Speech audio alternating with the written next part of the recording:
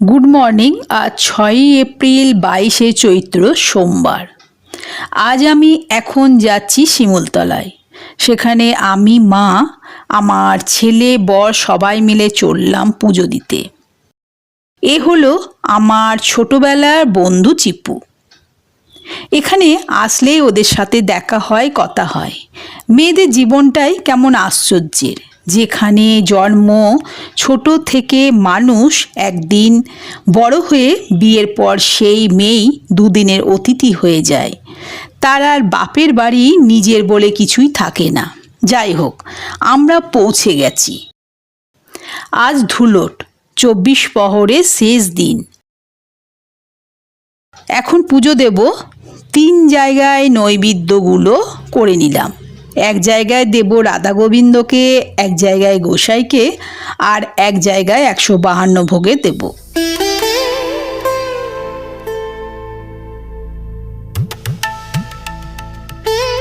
আর এখানে আমার কাকারা আলাদা করে ঠাকুরের আমান্য করছে ভোগের জন্য।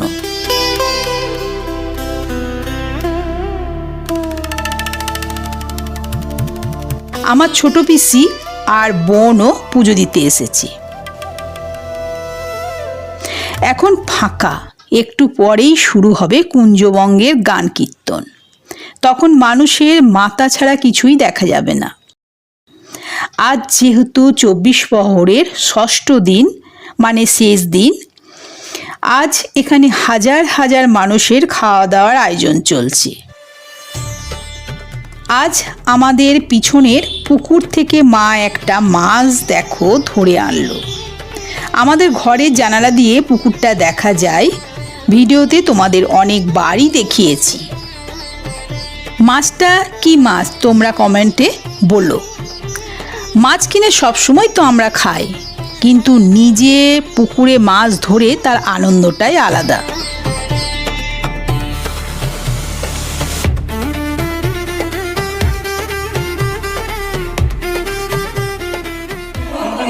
কখন এলি? ও এগুলো 52 ভাবে তৈরি করছো?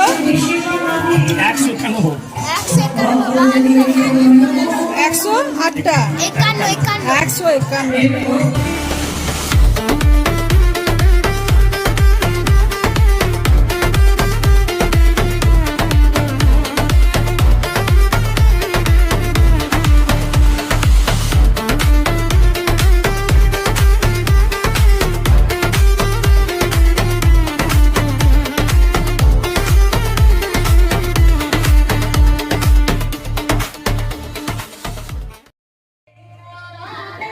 দুপুরে আবার চলে এসেছি।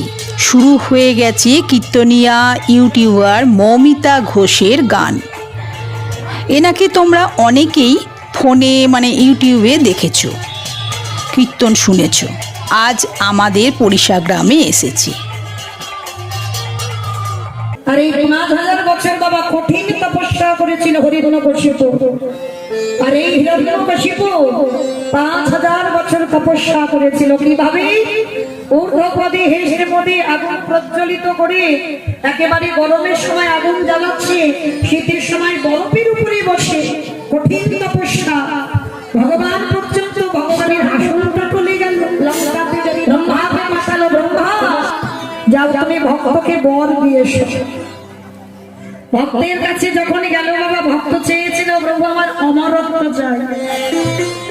ব্রহ্মা বলেছিল অসম্ভব, আমি অমরত্ব দেব কি করে? আমি নিজে অমর নয়, আর আমি তোমারই অমরত্ব দেব? অমরত্ব দিতে পারবো না। বলে তাহলে এমন একটা বর দাও যাতে আমায় কেউ মারতে না পারে। তা ব্রহ্মা ভগবানের ইশারায় বাবা চালাকি করে একটা বর দিয়েছিল। আর তখনই বাবা হিরণ্যকশিপু ভাবলো তাহলে তো আমি অমর। মানে নারীতে মারবে না, পুরুষে মারবে না, পশুতে মারবে না, দিনে মারবে না, রাতে মারবে না, জলে মারবে না, স্থলে মারবে না, অন্তরিক্ষে মারবে না, মাসে মারবে না, বারে মারবে না, ঘরে মারবে না, ঘরের বাইরে মারবে না। সন্তান সবার আগে, সন্তান সবার আগে। বেশ, এটা বাস্তব বাবা। এখানে যদি ভোট করা যায়, আমিও তো না। এখানে যদি ভোট করা যায়, বেশিরভাগ মা বলবে আমি একটু বেশি আমার ছেলেকে বাসি। একটু যদি স্বামী 19 হয়, সন্তান 20 হবে, একটু বেশি হবে। এগুলো আমাদের মতো মায়েদের কথা, কিন্তু এখানে হিরণ্যকশিপু কয়াধুমাকে প্রশ্ন করলো, বলো তুমি কাকে বেশি ভালোবাসো? কয়াধুমা কোনো চিন্তা ভাবনা না করে একদমকে বলেছিল, আমি আমার স্বামীকে বেশি ভালোবাসি।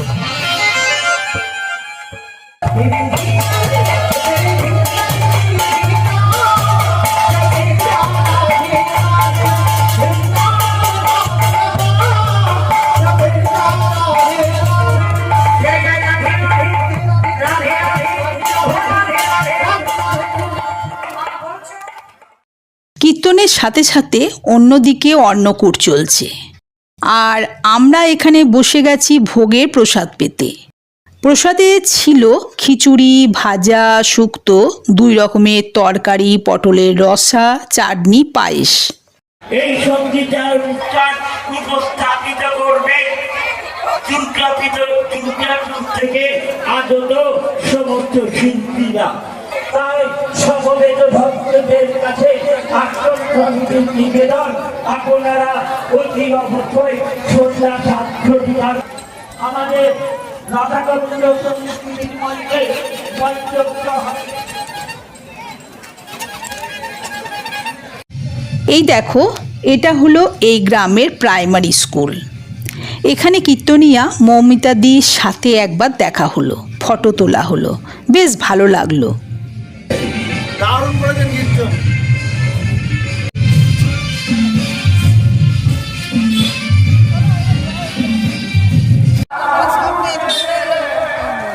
ঠিক আছে, স্কুলে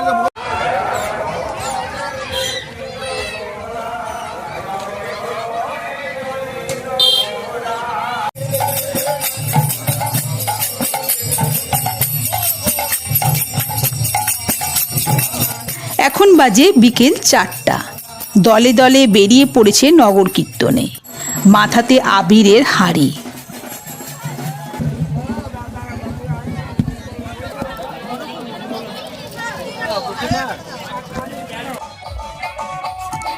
আজকের রাত্রিতে হলো বাউল, তারই কিছু মুহূর্ত তোমাদের জন্য।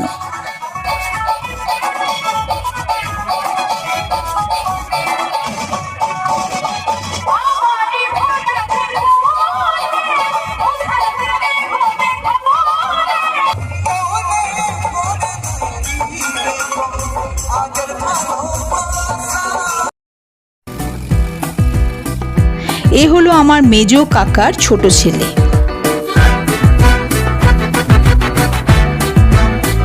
এটা হলো আমাদের ছোটবেলা সেই পুরানো বাড়ি, এখানে বসে আমরা গল্প করছি এখন।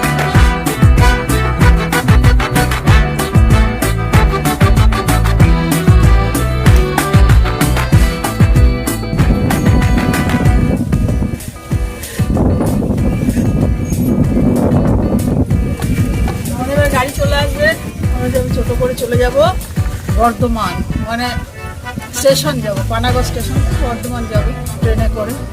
আজকে আছে যাত্রা, কিন্তু যাত্রা দেখলে হবে না, কালকে বড় ছেলের অফিস আছে। মনটা একটু খারাপ হয়ে যাচ্ছে, সবাই রয়েছে, আমরা চলে যাচ্ছি, কিছু করার নেই। তাহলে আমার এই যে আজকে সমস্ত ভিডিও করা হলো, পরিষেবা শিমুলতলার ভিডিও, তোমরা দেখো, কেমন লাগলো জানিও। ছেড়ে যাওয়ার আগে একটা সাবস্ক্রাইব, লাইক করো। আর আমার চ্যানেলটিকে যারা সাবস্ক্রাইব করেছো তাদের জন্য অসংখ্য ধন্যবাদ। সবাই খুব ভালো থাকবে, অনেক ভালোবাসা জানিয়ে আজকে সমাপ্ত করছি। বাই। আমরা পানাগড় স্টেশনে পৌঁছে গেছি, একটু দেরি আছে ট্রেন আসতে, তাই নতুন ওয়েটিং হলে আমরা বসে আছি।